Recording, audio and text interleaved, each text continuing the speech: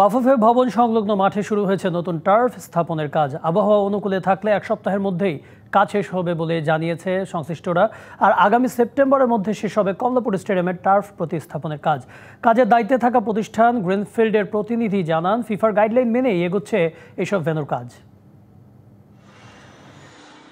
কিছুদিন আগেও যে স্থানটি ছিল ধূসর মরুভূমি, সেখানে এখন জেগে উঠেছে সবুজের ছোঁয়া। দীর্ঘদিন ধরে চলা বাফুফে ভবন সংলগ্ন মাঠে টার্ফ বসানোর কাজ এখন শেষ পর্যায়ে। শেষ সময়ে এসে কর্মব্যস্ততা বেড়েছে কাজের।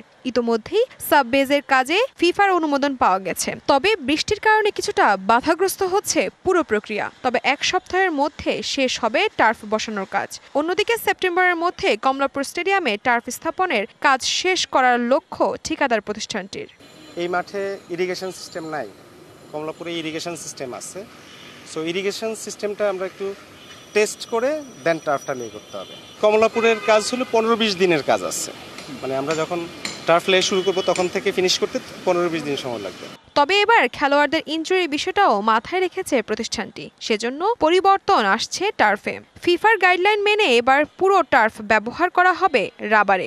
এবারের ফিফার গাইডলাইন হলো স্যান্ড ইউজ না করে পুরোটাই রাবার দেওয়া, 35 থেকে 40 মিলিমিটার পুরোটাই রাবার, সো দ্যাট আমাদের টার্ফের ভিতরে এবার আর কোনো স্যান্ড থাকতেছে না। তবে টার্ফের মেয়াদ 10 বছর থাকলেও রক্ষণাবেক্ষণ ও গেম টাইমের উপর নির্ভর করবে এর স্থায়িত্ব।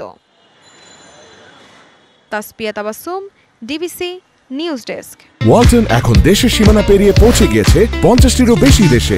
ওয়ালটন, ঘরে ঘরে বিশ্বজুড়ে।